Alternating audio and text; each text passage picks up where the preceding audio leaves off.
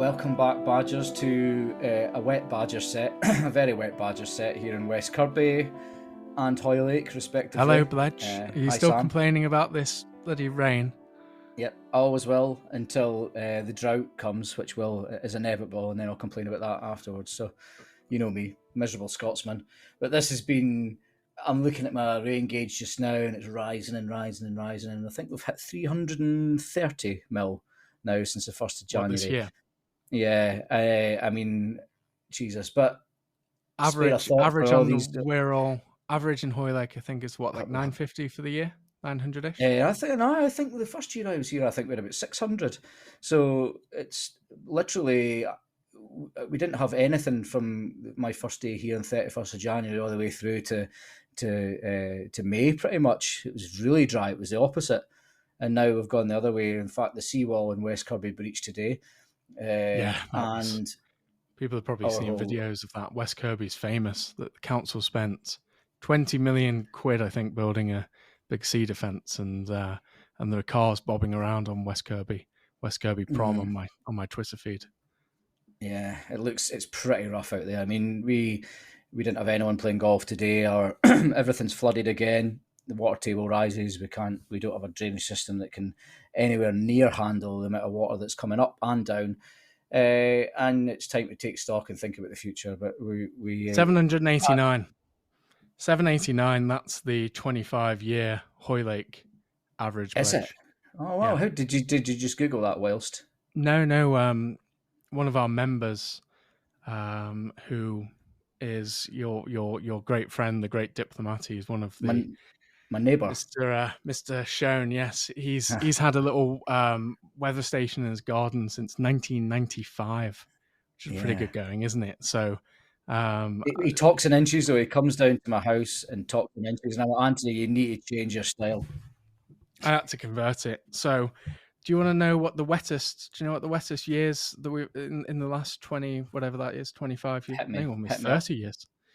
So obviously last year was a big one, but 2019 was worse. That was over 1,000 mil in 2019. 2012 over 1,000 in 2012. And going back, look at that, 2,000, 1,023. So that was the highest. But what I did a bit of looking around. So 1,000. We've had 1.2 last year. It reckons. Recorded. You need to go and take it up with Anthony. Then we've had this discussion. You see, he's seen my fancy weather station, and for any greenkeepers out there, we're sporting a Turf Rewards Davis Vantage Pro 2. And I got the upgraded software so I can get it through to my phone. And when Anthony seen my fancy weather station, he said, by Jove, there's actually no point in me keeping this bloody record anymore, is there? Well, what it does show, which I thought was particularly interesting, is, there are some years, like look at this, 2012. So in 2012, there was 8 months in 2012 had over 80 mil of rain. And that was previously one of the wettest. And then do you know how many months then in 2013 Bledge had over 80 mil of rain? One, yeah. So it went from 8 to 1 the following year, and then 3, then 4, then 4. So it's normally about 4, and then but now July, August had just under, but let's call it. So July, August, September, October, November, all the way through. So 9-10 months now with big rainfall. It's crazy. A lot of the old school farmers reckon it's a 1 in 50 year thing, but I don't know. We've been working quite close with RNA, looking at all the trends and the graphs, and everything only points in one direction. It's getting more and more and more. Like we always talk about, wetter, warmer winters and drier, hotter summers. Yeah, I think that's the thing. Looking at it, like the overall amount of rain kind of looks the same. I know it's only over 30 years, but it kind of looks the same. But like the big numbers, having so this one here that I'm looking at, Bledge reckons 155 mil in July last year. So you probably got a bit. Yours must say 170 or something. But like, if you take that, even if you take 155 mil in July, I'm looking further back. I'm not seeing a bigger number any time in the year, December, January, February, March, April, whatever. I'm not seeing a bigger number than 155 all the way back until, Christ, what's that? 2008. October 2008 had 154 mil.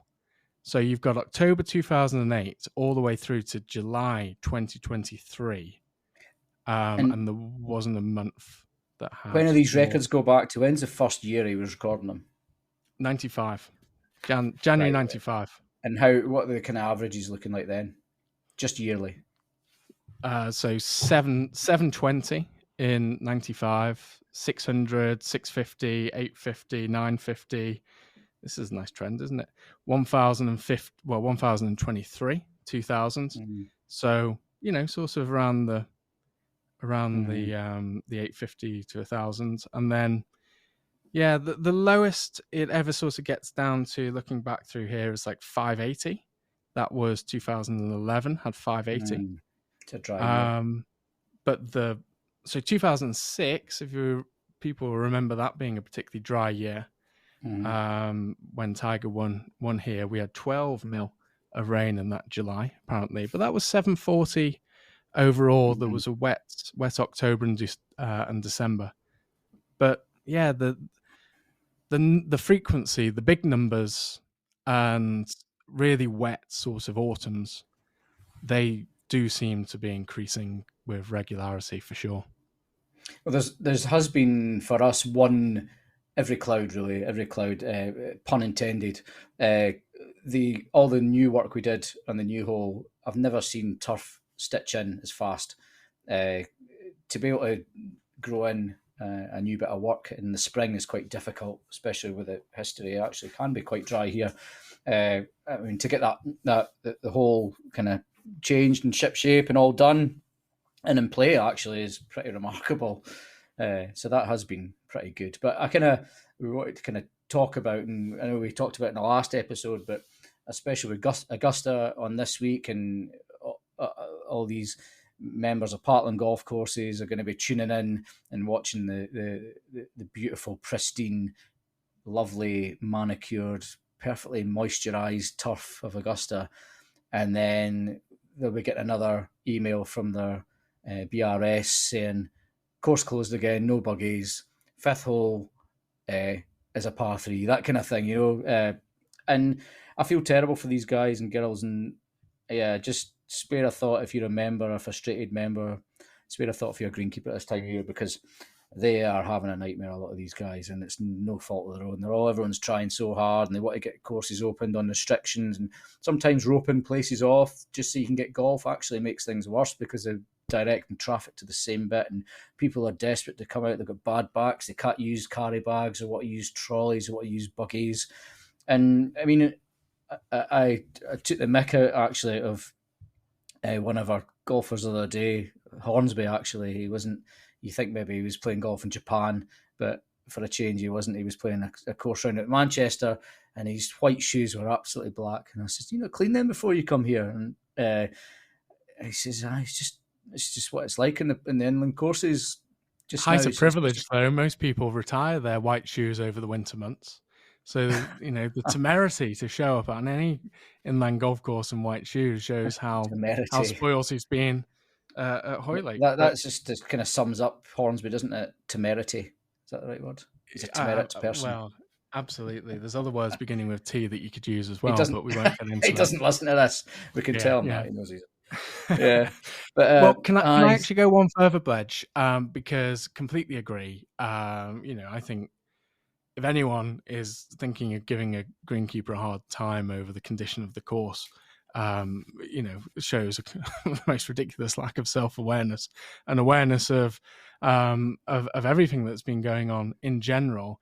But I actually, you sent a lovely note out this week, sort of talking about what you're doing to the members and just keeping them in the loop and saying, just this really saying, how much rain has fallen and what we're doing and the steps that you're taking to combat it and all the rest of it. But, just to bear in mind that these are just not regular events, not regular rainfall patterns that you're dealing with. But I don't know whether you, Bledge, as a bit of a perfectionist, and many greenkeepers and course managers that I know out there will be sat there thinking, oh, Christ, I'm letting the members down. I'm letting the thing. It should be better. I should be doing this, that, and the other. They will be looking at Augusta National and going, oh, my course doesn't look like that. And I think that everyone in this industry, we often love it so much that you can be your own biggest critic. But speaking just as a member of our golf club and as a golfer in general, I'd hope that greenkeepers listening to this don't take that approach themselves. Give themselves a bit of slack, because there's only so much you can do. You can't work miracles. You're on sand and the course is saturated. That's the bottom line. The rate at which water is leaving the golf course is lesser than the rate at which water is arriving on the golf course. That is just it. There's nothing more that needs to be said. But you are on sand, and if there are 3,000 golf courses in the UK, and about 250, well, certainly in England, Scotland, Wales, are on the coast, then the vast majority of golf courses are inland and they are not on sand. And not only are they struggling with the same issue of rate of water on the course, they've got all of the other things to deal with as well. So I hope that the greenkeepers who do listen to this do cut themselves a bit of slack and don't hold themselves to unrealistic standards and expectations, because I don't think that any normal member of any golf club, you're always going to have some idiots and there's nothing you can do about them. But any normal member of the golf club has nothing but sympathy for the greenkeepers who are trying their level best to make the courses playable, and they don't hold themselves to an unrealistic standard, because that's not going to work. Well, that's good. Well, and it's nice that you say from a member's point of view. It is. I mean, we're lucky here at Hoylake with a very kind of educated and well-informed membership, that there's not really many idiots that are complaining. In fact, there's no one's ever complained to me about anything, which is brilliant. But you're the only one that complains. I just wanted to put a statement out there just to let people know that what the script is with our drainage system and what we plan to do to make sure that maybe if this isn't a 1 year event, that we are prepped for it in the future, and it has highlighted certain amount of things in this golf course that I think we could make better. So, but yeah, I mean, we were actually doing not bad there a couple of weeks ago, and then we had a couple of inches of rain, and then it's bunkers for me. And I've seen bunkers, and I know Paul was at Gullen, top of that hill. He's got flooded bunkers, and Christ, if he's got flooded bunkers at the top of a hill, then what hope have we got for the rest of us? So, but a lot of my friends are kind of struggling just now, so my heart goes out to them, especially the guys in the inland courses. And also, while we're talking about that, I had some really, really bad news. We lost very tragically a friend of mine, and someone a lot of guys that listen to this podcast will know, last week, Bobby McDougall. So I just wanted to talk about Bobby, Sam. I don't know. I introduced you to Bobby in a bar in Orlando. It was in Orlando, yeah. And I'm completely devastated about this. Bobby's the same age as me, 2 young kids. I worked with Bobby in Norway for a season, and he was my deputy at Micklegard. He was brought on by John Coleman, Bobby's dad, sadly passed away. Who was his hero. His dad was the course manager at Royal Mid Surrey. And Bobby absolutely idolised him and just really wanted to be a brilliant greenkeeper. And he was fantastic. And then he left the greenkeeping industry, and he worked with Finnecut, he worked with Souters, and he worked with Aitkins, who I do a lot of business with Aitkins. And yeah, just all of a sudden there, Bobby took really unwell, and we never got to say goodbye. But my last amazing memory was in Orlando in the Howl at the Moon, where I introduced Bobby to Jenny, my wife, and I could see them Bobby was hammered. I mean, he loved a drink. He was a great singer, Bobby. He was in a band called Nocturne Wolf that were like a kind of Metallica type band. He had a Metallica tattoo on his top of his arm, and he was just right into it. He was hilarious with it, and he would have been a great frontman. I really wish you'd seen his band, but him and Jenny hit it off at the bar, and they were just. She was like, "Oh, I met this guy tonight. It was hilarious. What a laugh!" And I was like, "Was it Bobby?" And she said, "Oh yeah, Bobby. What a brilliant." And then we'd seen him the next day in the show, and he was rough, and that was my last kind of proper memory of him, because obviously he didn't make Harrogate this year. But if any of you guys, girls that are listening to this podcast that knew Bobby, then it's been a hard couple of weeks, and it's his funeral on Monday, so I'm going to head up to that, and it's going to be a tough one, but yep. Very, Where's very his sad. funeral, Bledge? In Clydebank.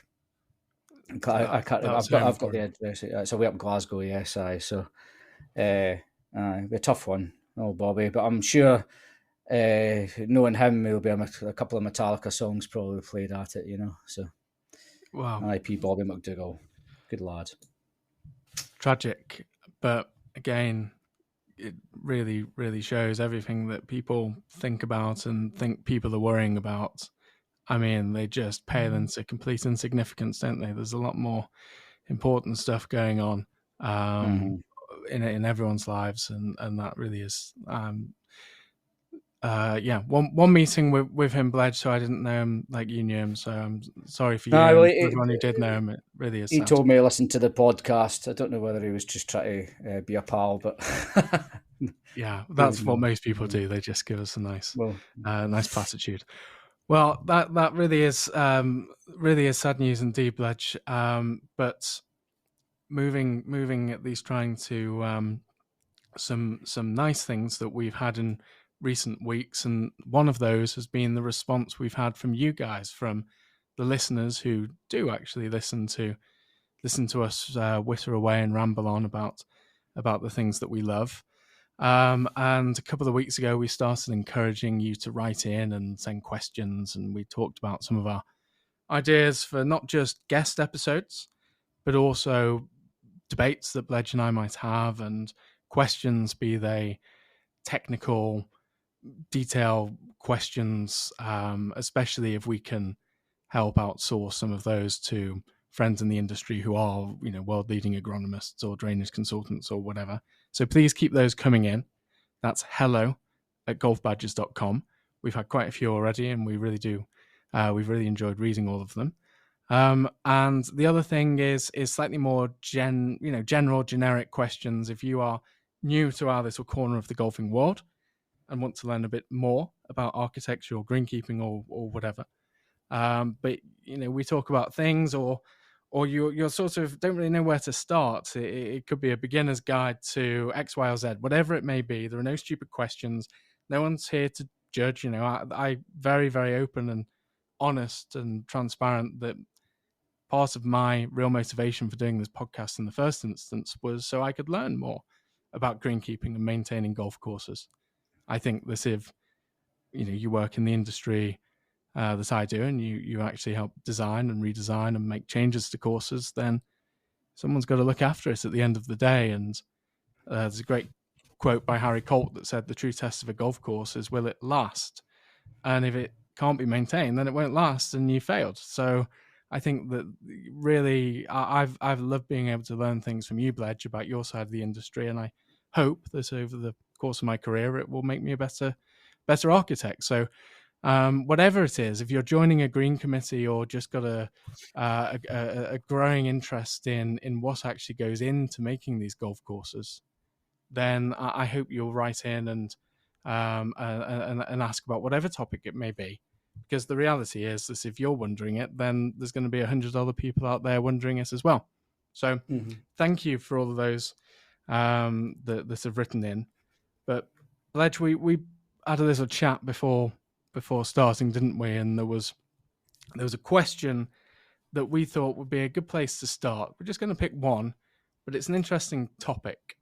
And the premise is basically, what do you do when you start? If that is for you, Bledge, as a course manager, you've moved from club to club. Not many. You've tended to be a good while at places, but naturally people do progress and move around. And I think starting at a course from scratch, let's start with an existing golf course. It's not any course in particular, just an imaginary golf course. Let's say that you, Bledge, have been appointed as the new course manager. At the Badger Trap. So the Badger Trap National Club has appointed James Bledge as its course manager. It would be a golf and country club if I was going there, Sam. It would have a swimming pool. I'm sure in a nice warm climate and no rainfall. So we've got our imaginary golf course, and Bledge has just been appointed. And let's say, Bledge, it's a typical inland golf course, drains well, not full of clay, but it's not necessarily on sand, but it's reasonably drained. It's got trees. It's on 120 acres, some houses around and about, and it's somewhere in a beautiful little English town somewhere, and it's 100 years old. So you've got the job. You're rocking up day one. I would love to know what your first day, your first week looks at. How do you get to know what you're inheriting, course, staff, equipment, everything? Well, I would say in your first weeks, and not plural actually, because it takes quite a while, but you really want to be spectating. You are hopefully turning up, and I know at the Badger Trap they've got a fantastic deputy, so you can leave them up to it. And just actually watching how the team work, watching who's good at what, getting round the team, and because that's the most important part. If you don't have your team, then you're kind of screwed from the start, you know. And if you can't have a rapport with them, then you're even super screwed. But the meeting everyone and finding out their good points or bad points, how they work, what they enjoy doing, what they don't enjoy doing, and how the team dynamic works as well. I think this is the single most important thing, and then you can start to move on to looking around to see where they can make small improvements, and then and noting them, but like not necessarily implementing them straight away, because I guess you don't really want to be going in from day one, week 2, and starting to kind of say, no, maybe we should do this better or that better. You need to kind of just sit on your hands for a little bit before you even, because they might do things a certain way for a certain reason that you don't know about, that's horses for courses. So I think that's just keeping quiet in the background is the sensible thing to do for that. And you want to start to kind of get to know the membership, how they like to be communicated with, and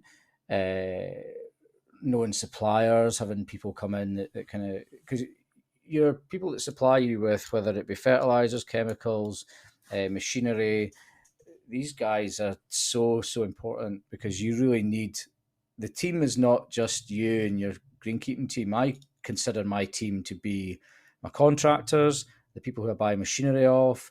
God, even like this week I've had these new range boards made, and now I would consider Birkenhead powder coaters and Diamond Precision Engineering part of my team, because I will use them again for stuff. And this is a phone number now, and the nicer you are to these people. They do look great. Why don't you just a little self-indulgence, Bledge? Because where did you get the inspiration for those? Where did you see them from? Well, when we were in Phoenix, Arizona this year, lucky enough to play with a member of Royal Cinque Ports called Stephen Lyons, took us up to Troon Country Club, beautiful golf course up in Scottsdale, and walking on the range, you know. And to any Greens chairman listening to this, or secretaries, I cannot recommend enough your golfers, your course managers, etc., playing other golf courses, because that's where you get all your ideas from. I steal, and like I said in that tweet earlier, when I used to write music with a band, I played in a rock punk band and the punk rock band, and I used to just steal riffs mainly from Mike Vennert from Motion Size, and then put them all together and make another song, which I'd take to the band. And that's, I've forged a whole career out of stealing stuff, Sam.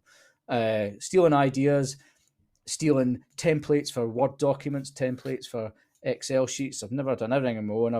I've designed little bits and pieces, but that's always been, you've got to be inspired by something. And then I walked on the range at Troon and saw this amazing board that was a range board that said the yardages to every flag out in the range, and there was little partridges, which is the club logo, that were coloured. And I thought, well, I'd love to get something like that made. And I'd contacted our suppliers across here, and none of them could really do it.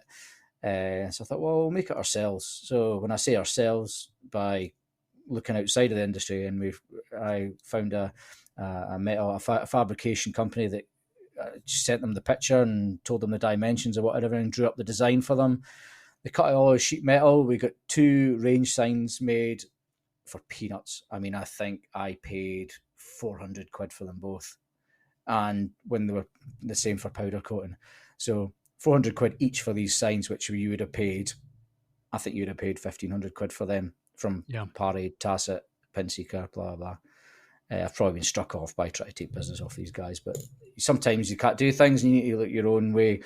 So, we put them out there this week, and I'm chuffed to bits with them. They're really, really, really cool. And we went liver birds instead of partridges, which was really nice. Partridge probably would have suited this podcast, wouldn't it? It would have done. I've been big partridge. We often reference the Alan Partridge, our great inspiration for our broadcasting style.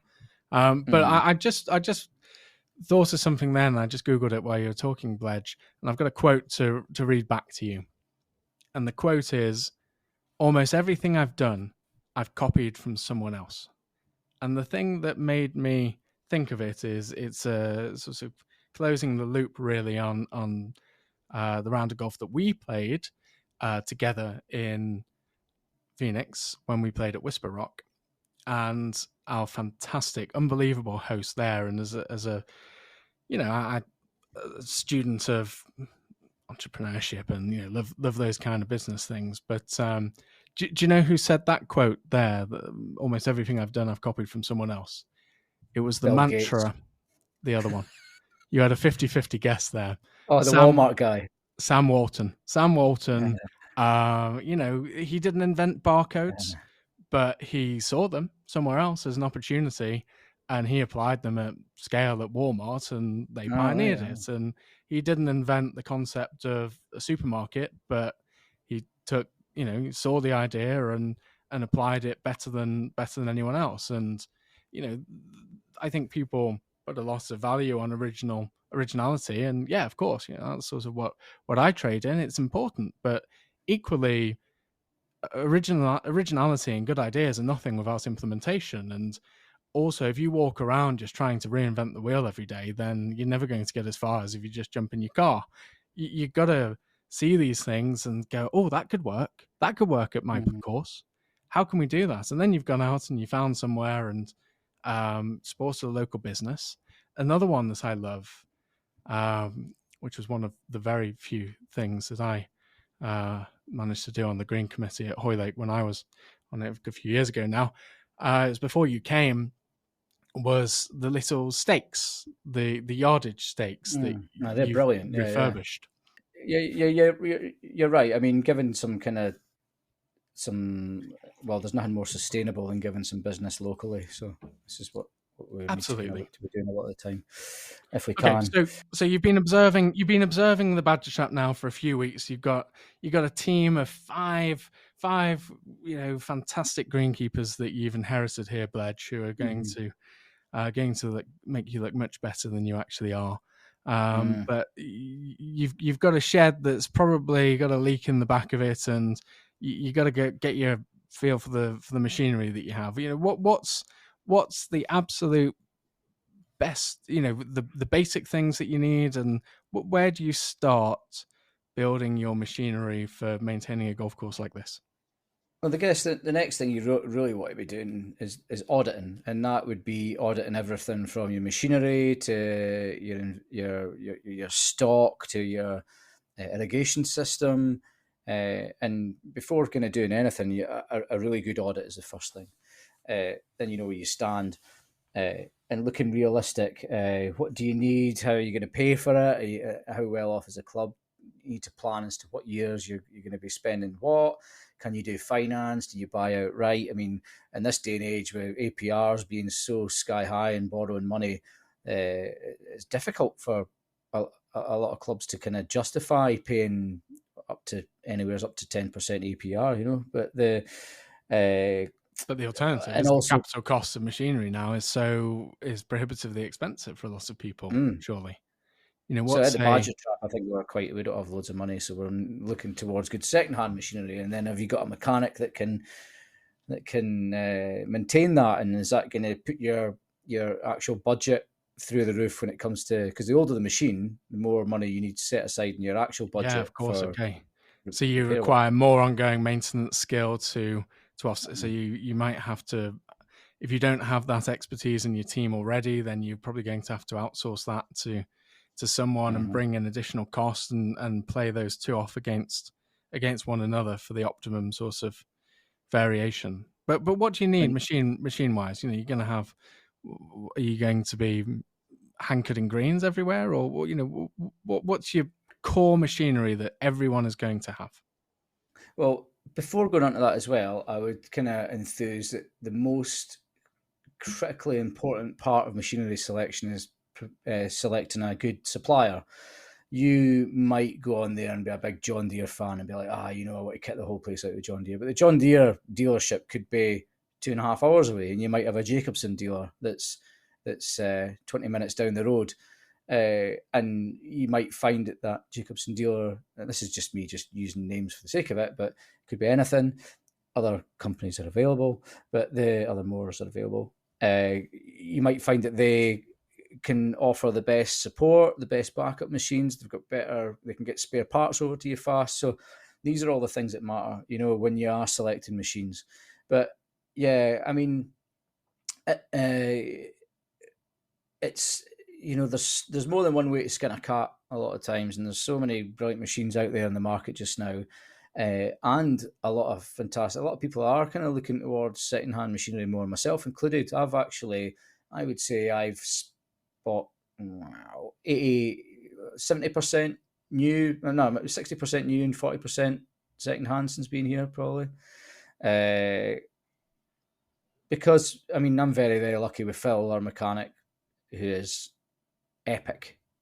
Brilliant mechanic, can fix anything. So in that position, I can buy machines that might be a little bit older and make them last a little bit longer, and can save the club a bit of money. And we can direct money towards other things like drainage or irrigation or even staff.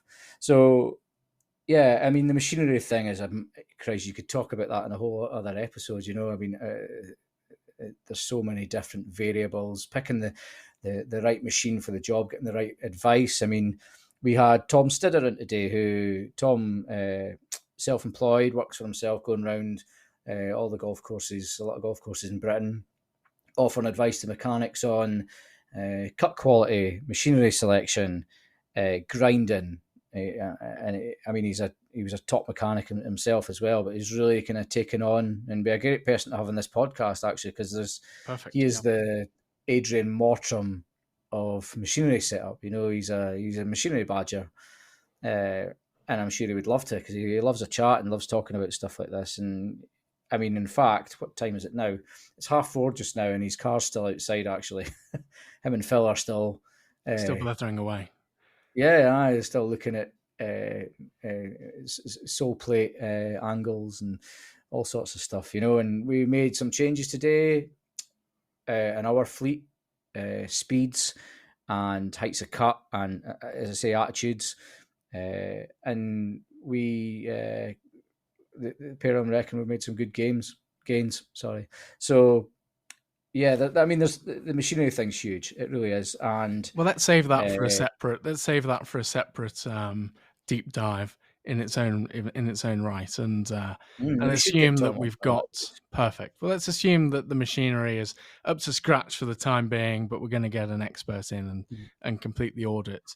What about the course itself? What are the things then that you can do to test, to audit the composition of the greens, the types of grasses that you have across the site, the drainage, the vegetation? Where do you start with that kind of stuff? Well, I guess you need to, I mean, during your job interview for that, you would have walked every hole, and you would have probably presented to the board about how you see the course just now and how you see it going forward. And I think realistically, you'd have your vision in your head of what kind of grass species and sward composition that you would want going forward, and how many years it would take to achieve that. And there's a lot of variables that come in with that. And again, back down to auditing, whether that be auditing your grass species and counting exactly what you've got there, percentage wise, and thinking, right, over 5 years, I think I can get to this and that. And what do I need to do that? Do I need to look at my organic matter content, 20, 40, 60, 80 mil? What's happening underneath the soils? How are we looking there? Auditing the drainage system. Do we have enough drains? How are these drains set out? Have I got burn marks on my fairways where they're perforated when they should be solid, and vice versa, or whatever? It's just because when you're taking over a golf course, I was very lucky to inherit this place from Craig, who pretty much smashed everything in every section. It was in fantastic condition when I came, and everything was kind of set nicely. But just because you're turning up at somewhere, you can't always expect that to be the case. And in a lot of cases, there could be flaws in the irrigation system, the way it was installed, and it's up to you when you take on a new job to kind of investigate all that and make sure, see how it's running, see how the software is running, and even getting deep into the bones of your irrigation software. Is every valve and head, is all the information in the computer all right? Does it, if it's at 180 in the computer, is it actually spraying at 180 out there, or is it spraying more or less? Has it got the right nozzles all the way through? Is everything actually working though when you pop it up? Is it gonna? You really need to audit that as well. These are the things that affect the agronomy, and thus they need to be absolutely bob on before you get going. And that's when you make the plan as to how you're going to get there and how long it's going to be. I've just spent the last month building it was started off as a 7-year plan to take us to 2030, but then I think we changed it to links management strategy, where it covers 8 different subjects, from the agronomy all the way through to the capex, ecology, staff training, what's underneath the greens, the kind of issue, and with some of the greens being a bit claggier, and how we're going to deal with that. And that's kind of going to be ready to present to the board. And for me, as a course manager at a place like Hoylake, this is something that's imperative to present to the board and get right. You won't ever have any clout if you stand up in a board meeting and just say, oh, I want this and I want that, because then the first thing they'll do is turn around and say, well, what evidence have you got of that? And then I can say, well, do you know, the greens, for example, we have, let's say, half a dozen plus 6 and 8 greens maybe that were a lot slower during the open and that are softer during the winters, and they just take a bit more work. How do I get them to the same standard as the rest of them? And as I say, it's not a case of just saying you want to do it, but if I can dig down and find out what the problem is and get soil samples done and get it all professionally put in front of them at a very small fee, you're talking a couple £100 for a particle shape size test and percolation tests, and you're working with a board of members that in more cases than not have their own businesses. They're maybe accountants, or they deal with that kind of a high-end sort of business that the language they speak in is in facts and figures and well placed out planned documents in front of them, and we need to be able to speak to their language. And this is why we do things like FTMI, and why Bigger do such a great job at Harrogate. We continue to learn by teaching up and coming greenkeepers how to present to their boards. And I think I've kind of gone off on a tangent here, but it does actually make sense, because in your first few weeks in a new job, these are the kind of things that you need to be thinking about doing in the coming months. And it's a very stressful time, because you're trying to learn about it. I'm still learning about Hoylake 2 years in, still things I don't know about it. And you always learn about your team. And this is me making the first kind of big plans 2 years in, but I have been thinking about, I've made smaller ones since the very day I got here, but this is the first big impact statement plan. No, I think that point on data is so important. always go back and to the why. I think why is the most important word. Why do you want to make that change? Why do you want to do this, Bledge? Why do you want to spend our money? Just crack on with what you've got. It was previous guy managed fine. Why do you want to change things? And whether that's coming into a new job, whether that's looking to do any kind of project, significant or minor in your eyes, if you try and stand up in front of these guys and say, yeah, I just want to do this, and they say, well, okay, Bledge, why? And if you try and bullshit that and just don't make a case this is backed up in by some kind of we have this problem, we've identified X, Y, and Z, this is our solution, this is how much it will cost, this is what we expect it to, how we expect it to perform differently, this is what it will mean for future maintenance. If you can't answer that, then why should they sign this off? It's not like you want to, because I think that's the point. There is no one who would ever listen to this who would want to make a change for the sake of making a change. There's always a reason behind it. You just got to be able to quantify it, and I think that's so important in every line of work, isn't it? But particularly so on golf courses, when people often get emotionally attached to things when they are the way they are. And it's a lot of money you're spending. It's members' money that you're spending there, and we're not talking about wanting a couple of grand to these projects. They're all deep into their 5 figures, and it goes for, even if you're trying to stand up in front of the board or committee and justify a new rough moor at £100,000, you've got to be well armed with the information to kind of justify that. So, but I guess just like yourself, when you go up to speak to golf clubs about why you want to change their holes, Christ, if there's anyone that's armed, and I don't want this to sound like to turn into a back patting session, but if there's anyone that's well armed with data, info, and a load of lovely graphics to kind of back up their then it's Joe McDougall decisions. You and Joe, so look, it was the second half of the question. That's the reason we started with this one. Is it was sort of both of you. So you two different perspectives when you come into a course, whether that's, in your case, Bledge taking over as course manager, or let's say, Bledge, you've gone to your board, you've been observing for a while, and you want to call up you decide you want to call up your the number one golf course architect in Britain, but you realise they're not available. So I was waiting for that. Yeah. So instead, you say, "Oh, well, Sam will be able to do it. He'll do." Yeah, he'll do a mate's rate. Yeah, 20% extra. So, what's on the other side of the coin? How do you approach it? And it's funny, isn't it? The more places you do, and the more common themes you sort of find. And I reckon 80%. Giving away trade secrets here, aren't I? 80% of a course plan. No one's listening. Exactly. 80% of a course plan can probably be written. It's probably the same every single place you go. Mowing lines on the fairways, green shapes, bunkers, drainage, vegetation management. You get those things right. And then there are other things: safety, boundaries, how the boundaries change over the times. I said at the start, our imaginary golf course here is about 100 years old. Well, if it was built in 1924, then you can bet anything that quite a few of those holes will run right down the edge of boundaries. But whilst they might have been open fields, I think Harry Colt designed this imaginary golf course in my head, Bledge.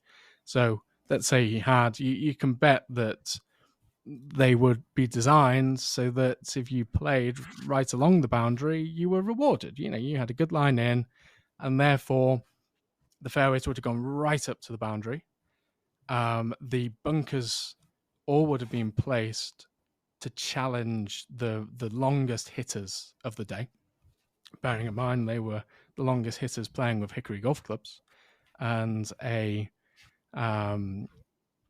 1924 they would have been playing with a they would have been playing with a Haskell golf ball still, but it would have been very different from today's equipment.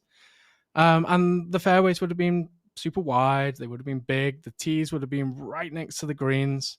So the flow would have been fantastic.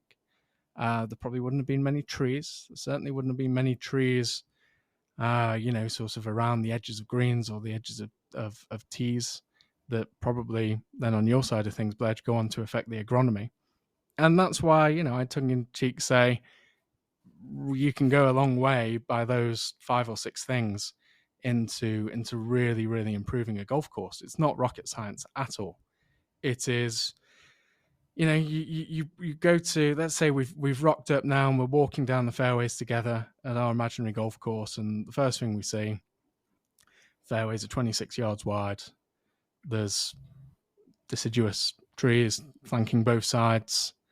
The bunker is 180 yards off the tee, and the green is so small that it doesn't matter where you're coming in from the rough. Even you can still stop your pitching wedge on it, no issues if you're a good player. But your higher handicap golfers walked out and he's just caught the lip of that bunker back at 180. Well, it's all wrong. It's all wrong. That is the point. You've got away from what the course was trying to do. So you can't necessarily just reinstate it as it was, because that bunker's still in the wrong place. And you can't just necessarily take it up to the boundary, because all of a sudden Redrow have built 50 houses in that field that used to be, if you went in there days gone by. That's another thing. You went out of bounds before 1957. And it was a different penalty. It was distance. You hooked your ball out of bounds. You played your second shot from the tee, not stroke and distance, like your third shot from the tee. So all of these things are different, and you've got to try and work within the parameters that exist nowadays, the boundaries, the fact that the golf ball goes so much further, and the fact that there's different expectations. It's 365 days a year that people want to go and play golf around this golf course, not just the summer, because that's another thing as well. Waterproofs, good clothing. Who wanted to play golf in the pissing wind and rain in the middle of the British winter 100 years ago? They didn't. They went out because they played in tweed. Yeah, it's they wouldn't get their tweed. Tweed would be heavier. I mean, I've never ever swung a golf club in tweed. My good friend Lord Simon Cullingworth, who I know that won't listen to this podcast because I don't think he's got any sort of listening device or phone, because he's still in 1920. But Simon plays sometimes in tweed, and I can imagine it being pretty restrictive. Yeah, well, exactly. And if you went into a bunker in years gone by, and you were in a crappy lie, then so what? It's a penalty. Get on with it. We've changed. As a culture of golf, we have changed, and it has an impact. I think that there's an interesting podcast series, actually, Bledge, in unintended consequences of advancements, what they've meant to the game. Galvin Green has changed the way that courses are set up. How, the waterproof jacket has changed how golf courses are designed. And they didn't think about that when they were just making a nice jacket, and isn't that great? But now, you've got to think that more people will be playing golf at wetter times of the year as a result, more demand. How do you have bunkers that can survive a deluge of rain, and therefore more likely to be built with a bunker liner and drainage, and care more about particulate size? All of these things, it's the unintended consequences, the knock-on factors that you've got to really think about. So there you go. There's my starter for 10. But the thing that always gets me most passionate is the routing. I always come back to routing. Typically, so will you research the routing before you go to a golf course? Like let's take out the Badger Trap, for example, but let's go to an actual one you've done in the past. Will you get the old Google Earth up before you take the trip up to walking it for the first time, and just do your homework that way? And do you look back through Google Earth to see what it used to look like and stuff? What's your prep like? You know what? Sometimes, often I'm returning to a course that I've played, because I generally work around the coast and I played them all.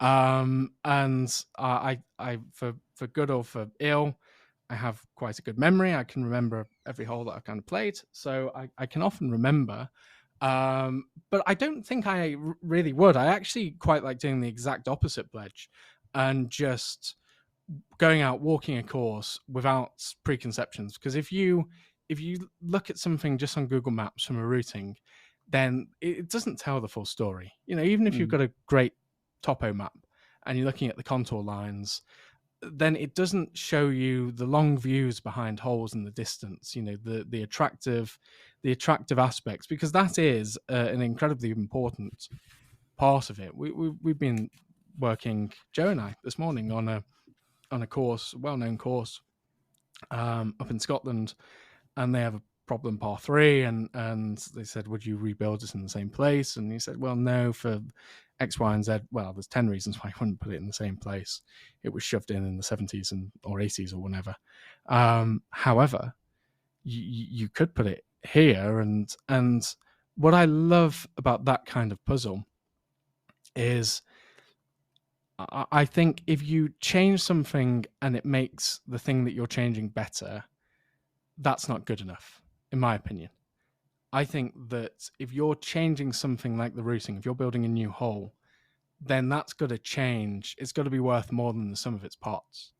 So in that example, by making that change, that hole had been shoehorned between two old holes. Well, I think it made the second hole, the hole that you played after that old par 3, it made it worse because you then played the subsequent hole from a worse angle. So by getting rid of it, you reinstate it and you make a hole better straight away.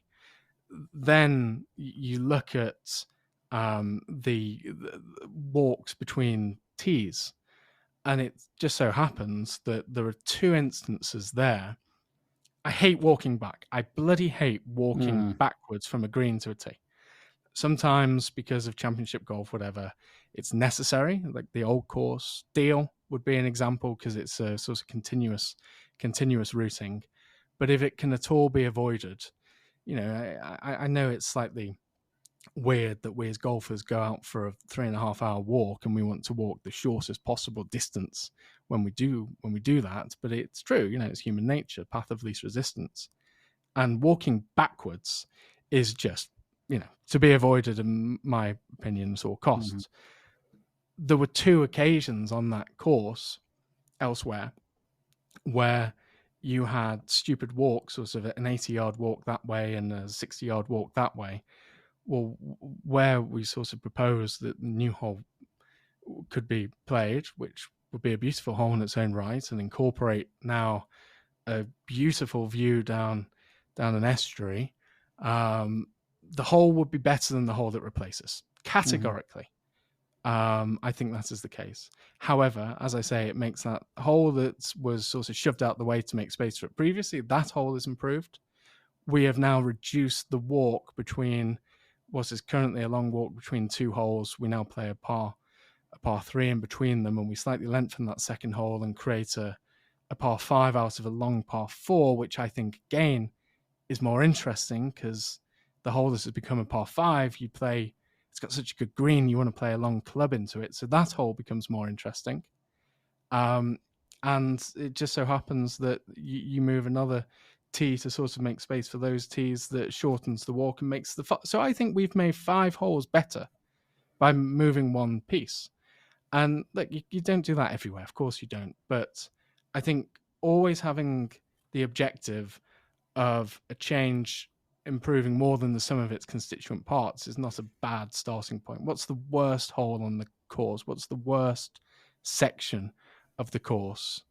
How can you identify that? Is there a problem from boundaries? If you identify those things, how can you turn that from the weakness into the strength? And I think all those things together, that's the job really. And then doing it in a way that you guys can look after and maintain, and hopefully actually makes it easier to maintain the golf course. People are going to be wondering what course you're talking about now. That'll be your next question. Yeah, no, I think that's that's the annoying thing about this kind of line of work, the cloak and dagger. I'm not bothered enough to ever really go in for that line of stuff, but it's people are very, especially when it comes to routing, I really, really firmly believe that you do not fuck around with a golf course unless there is good reason to do so. And that's why, again, when you were talking about your side of things, justifying change, justifying investment, you're not going out there just trying to make a case because you want to do the work or whatever. But if I can't stand up in front of, like at Southern S the other week, we talked about this on the podcast, and there are 120 odd, however many people are in the room, and they sit there, and I'm up front, rabbiting the headlights, and got their arms crossed, and half of them are glaring at me. And you think, oh Christ, they hate me. They hate everything I've said. I just want to sit down and it's not, they get, yeah, exactly. But realistically, if I can't say why you should do this, or if they should stand up and say, why do you want to do that? Why do you want to get rid of that? Why do you want to move that? Why do you want to do that? If you can't answer the question, then don't do it. I firmly believe that. So I think that it's important to have done your homework. Mm-hmm. Yeah, well, it's what it sounds like. Well, it's the kind of similarity in both our line of works where we both need to justify stuff, and it's very important. But it's been a massively interesting conversation, Samuel. Well, hopefully people will think so, and hopefully people will carry on sending questions, because we've got some great things come in already. So sincerely, everyone who has actually sent a message and sent an email to, can you remember the email address, Bledge? hello@badgers. No. Screwed it up already. Come on. hello@golfbadgers.com. Hello, Golf Badgers. I forgot we played golf, didn't we? We don't encompass all bad. Did you see that bloke on Instagram, by the way, Bledge, who's robbed off our little thing? Yes, I know, unbelievable. Well, we kind of did start this. We need a cease and desist by saying that copying is the kind of the highest form of flattery, or whatever. So okay. Fair enough. Well, we're the originals, pal. We're the originals. Let's leave it there before we tie ourselves in knots, and thank everyone for listening, and encourage them to send in more emails, more questions, more topics for debate, because it's great to get more insight into your side of things, Bledge, and really do enjoy these kind of chats. And I hope that everyone that is opening their golf courses in this coming week, that we do get some drier weather, and you all get a break. As I say, even though we're wet, we're sort of one of the lucky ones that we can. I know that we'll be open tomorrow, and everything will be all right. But yeah, thoughts go out to all you guys out there. So, and if you're a course manager, cut yourself some slack as well. Don't be out there stressing, going, how can we get this water off the golf course? If it can't be done, it can't be done. And no member of your golf club, or at least not one whose opinion is worth ever entertaining, would think otherwise. There are some people who think that you can just snap your fingers and the water disappears. But those are the guys that would complain that it was too sunny or too brown or too dry or too whatever. The 99% of normal golfers out there do not live in a vacuum. They look at their gardens covered in mud, and they go and walk the dog in the Wellington boots, and they'll then go to the golf course, and they know that you've had the same amount of rain. So that's my genuine sort of point to your side of the industry, Bledge. Don't hold yourselves to unrealistic expectations, because at some point it will stop raining, and at some point it will get a bit warmer as well, and the grass will grow, and you'll be cutting the grass, and everyone will just look back on this and go, Christ, wasn't that bad? But it will be a memory.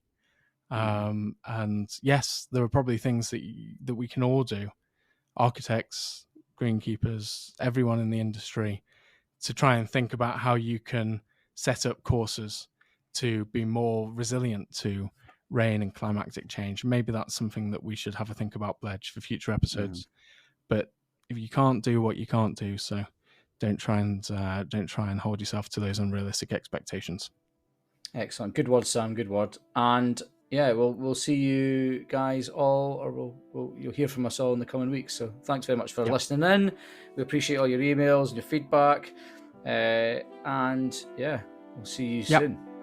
Thanks, everyone. Cheers, Bledge.